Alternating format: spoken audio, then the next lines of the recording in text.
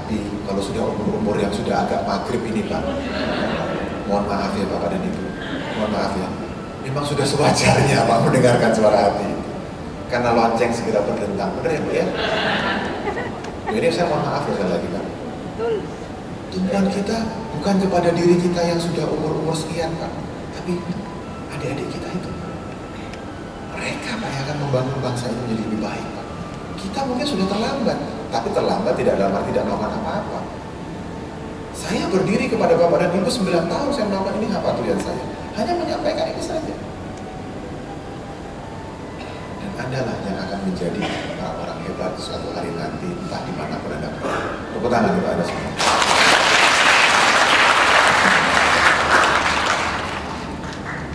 Bismillahirrahmanirrahim. Wa ma khalaqtul jinna wal insa illa liya'budun. Tidak diciptakan jin dan manusia, tidak diciptakan kita hanya untuk bersujud kepada Allah. Lihat pesan besar ini Pak,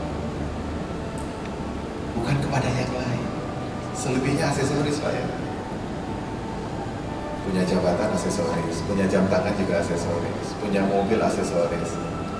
Tapi sujud bukan aksesoris Pak. Itu adalah hakikat. Dan fitrah kita dengarkan pesan besar dari Allah yang Maha Agung, yang Dia telah memercikkan hati dan suara itu kepada diri kita. Dengarkan terus.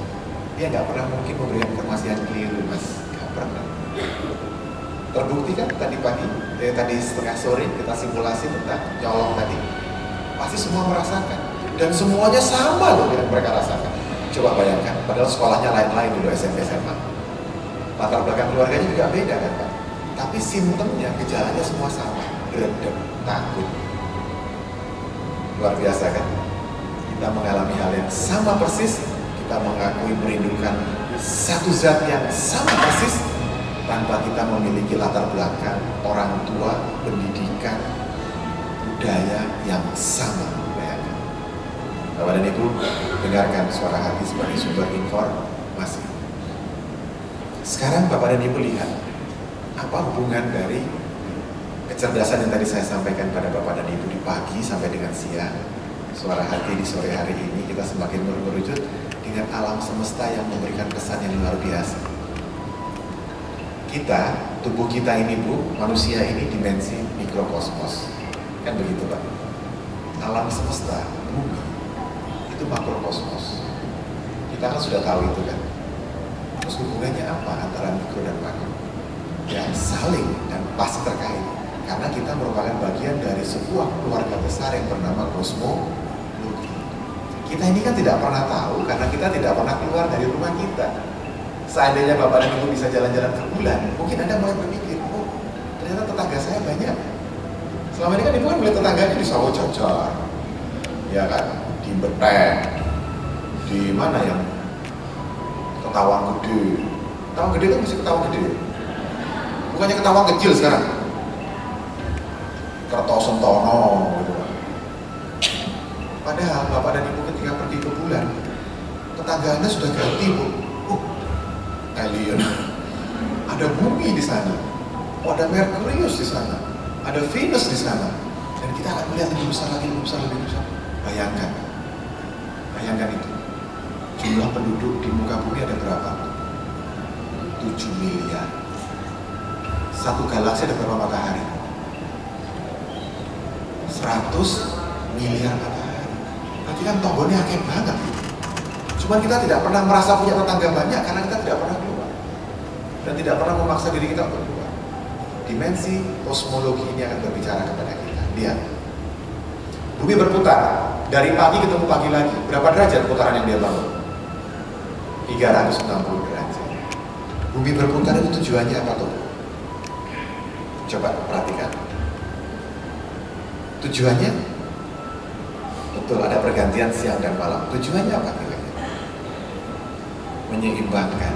Sebenarnya tujuannya ini informasi saja. Bayangkan ya. Ini bumi, terus dia berhenti. Berhenti itu artinya memang dari awal berhenti. Bagian bumi yang sebelah sini pasti akan panas. Yang sebelah sini akan dingin.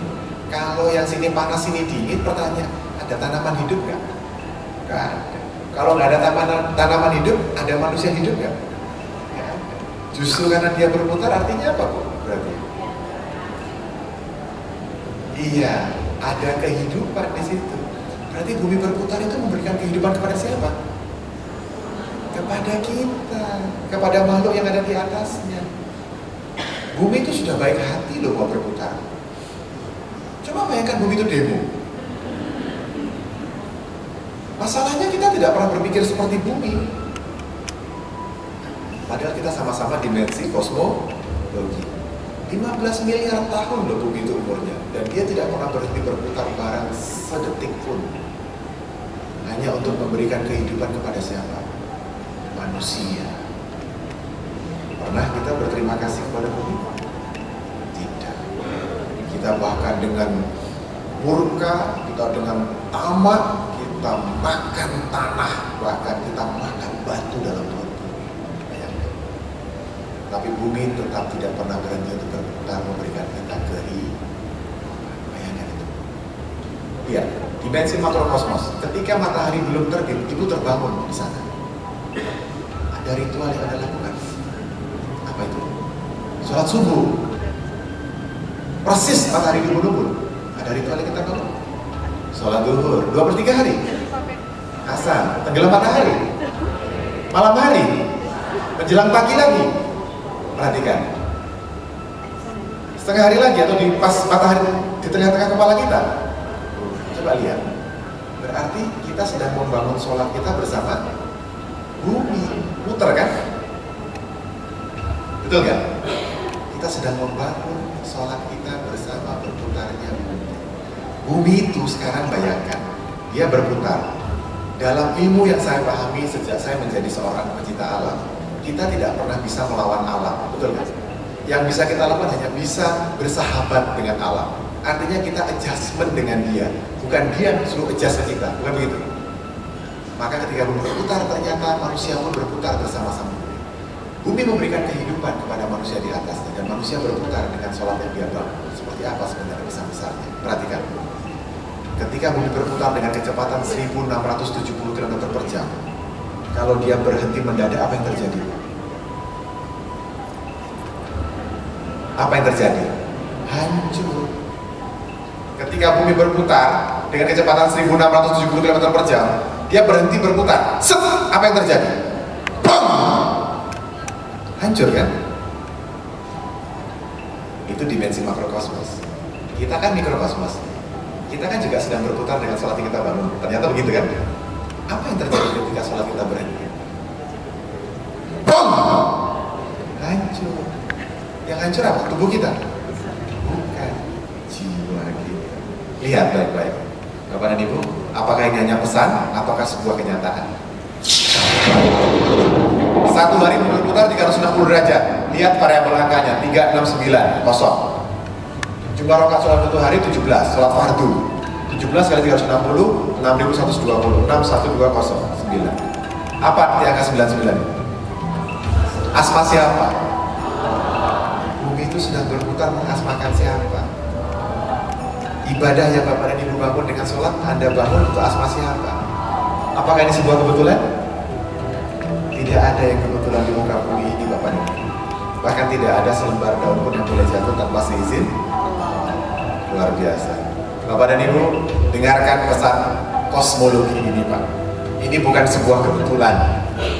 Ternyata apa yang Anda bangun, sholat yang Anda lakukan pun ternyata sedang berputar bersama bumi.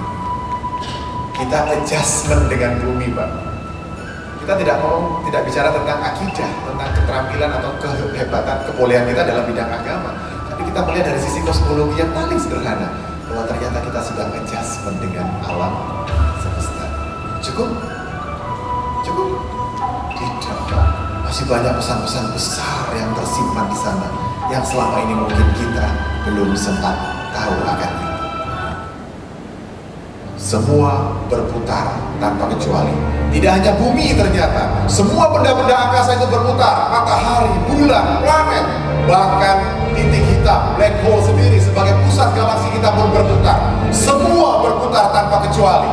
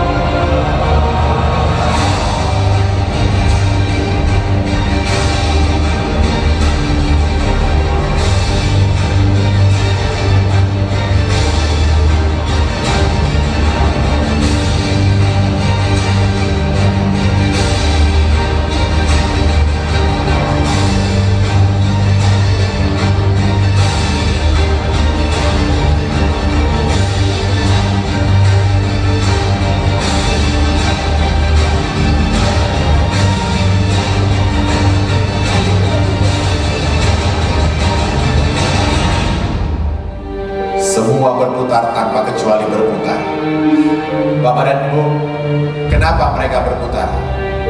Kenapa mereka berputar? Miliaran benda-benda angkasa ini berputar. Umur mereka 15 miliar tahun.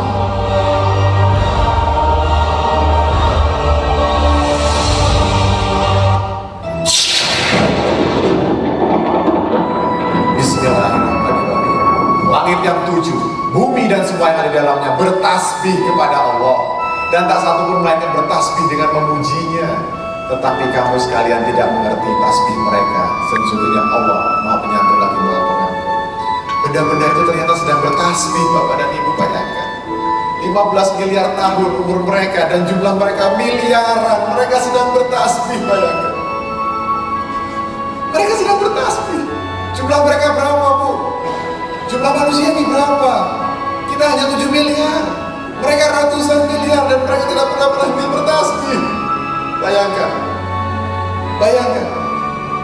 Malu, Pak, kita dengan dimensi kosmologi itu, Pak, dengan makrokosmos. Malu, Pak. Mereka ratusan miliar dan mereka tidak pernah berhenti dengan memujinya. Kita hanya 7 miliar. Kita hanya 7 miliar, Pak. Bisa dibayangkan. Mereka tidak pernah berhenti. Apakah hanya ini tanda-tanda yang luar biasa itu, Pak? Tidakkah kita memahami tanda-tanda yang lebih besar tentang kebenaran atas namanya? Lihat, Bapak dan Ibu. Lihatlah. Inilah yang terjadi sekarang. Semua berputar.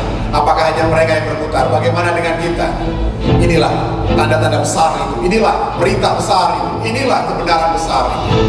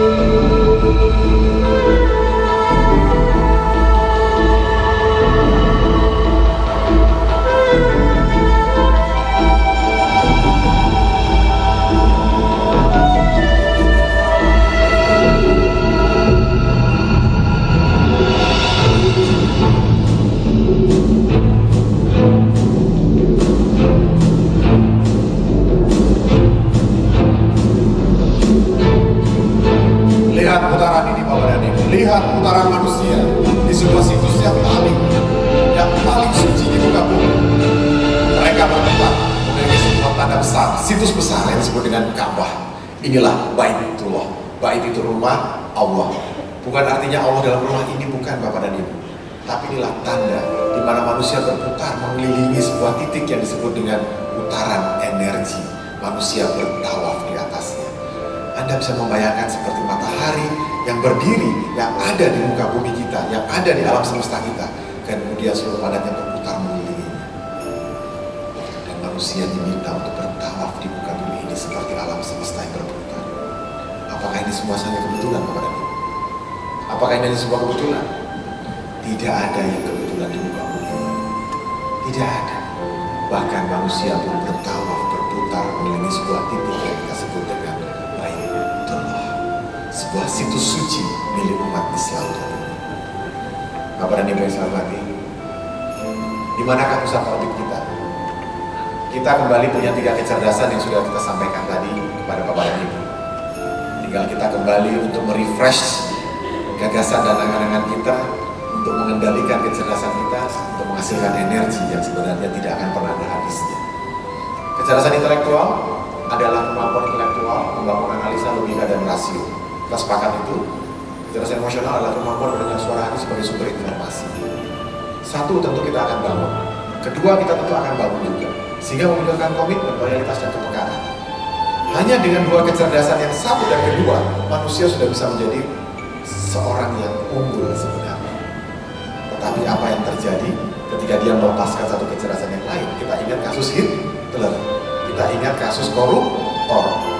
Sehingga manusia perlu membangun satu kecerdasan mereka yang lain untuk memberikan makna puncak kepada apa yang dia lakukan.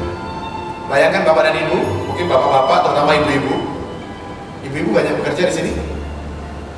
Banyak. Saya mau tanya Bu, karena Anda ahli ekonomi biasanya. Betul ya? Ketika Bapak dan Ibu menggantungkan, memaknai pekerjaan Anda yang membuat Anda bahagia itu tanggal 1. Mulai ketawa kan? Pertanyaan saya, tanggal 1 itu membuat Anda bahagia berapa hari?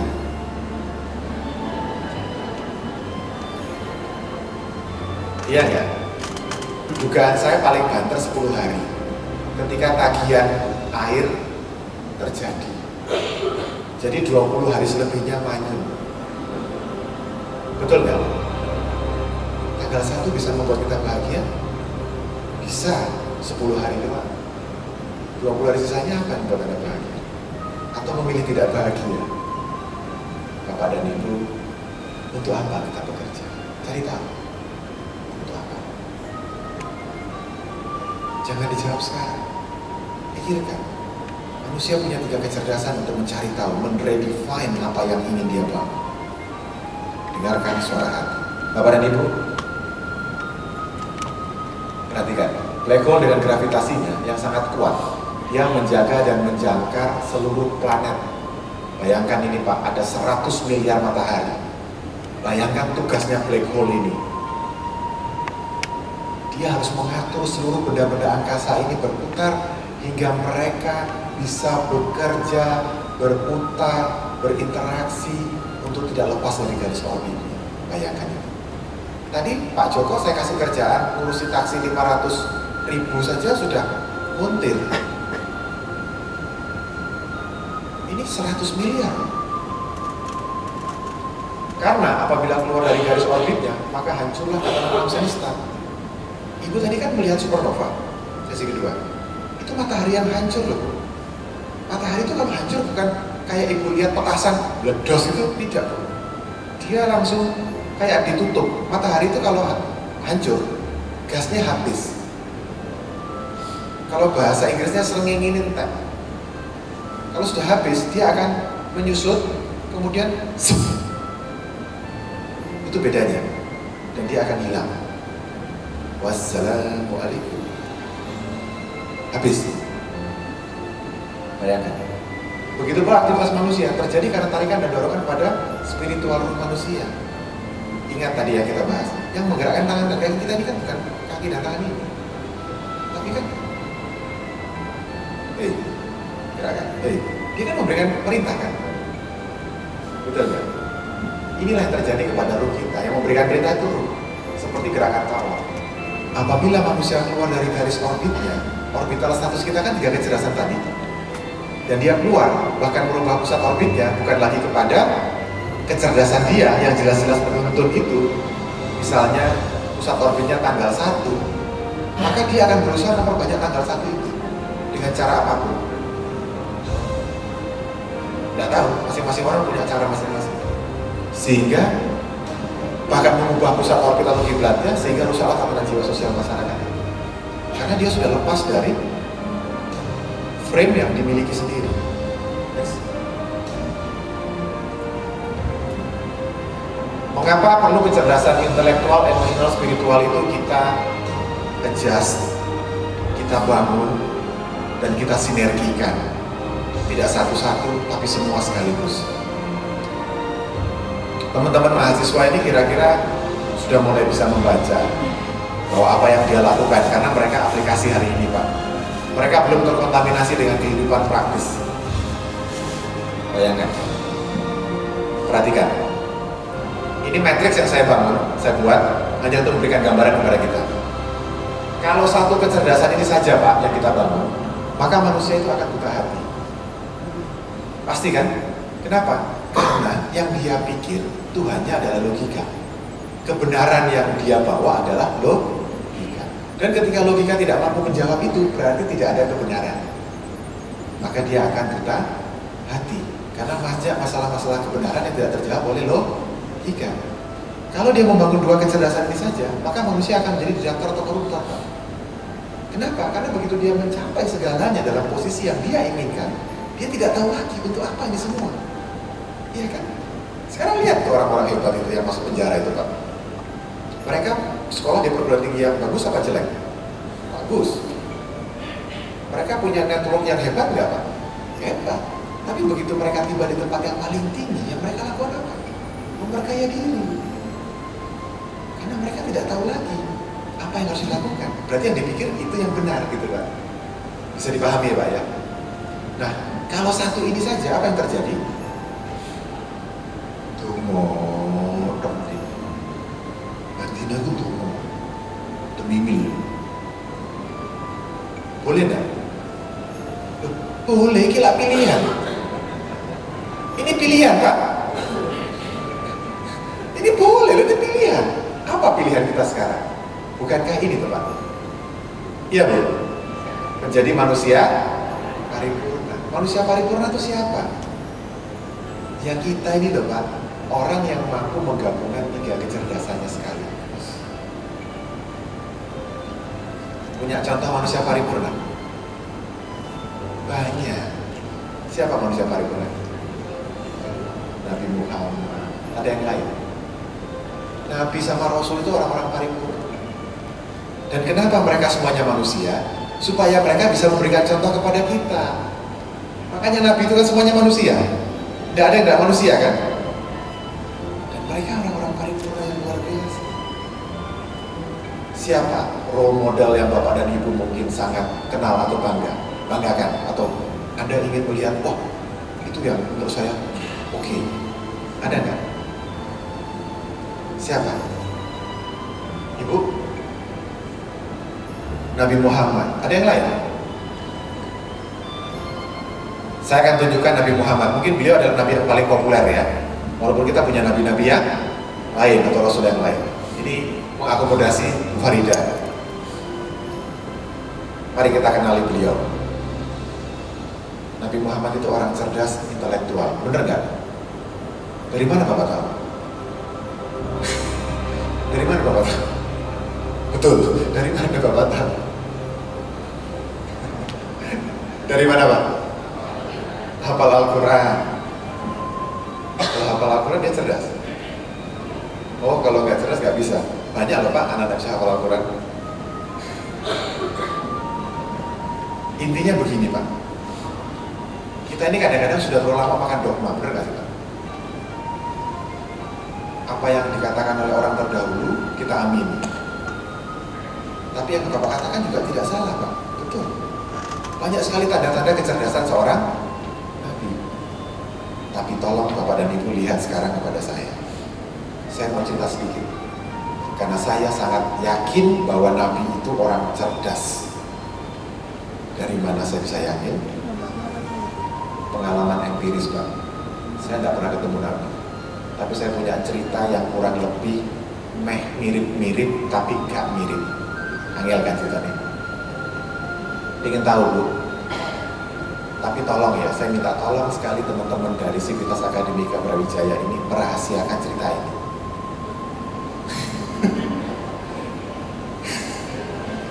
Bisa ya? Tak pegang lo janji.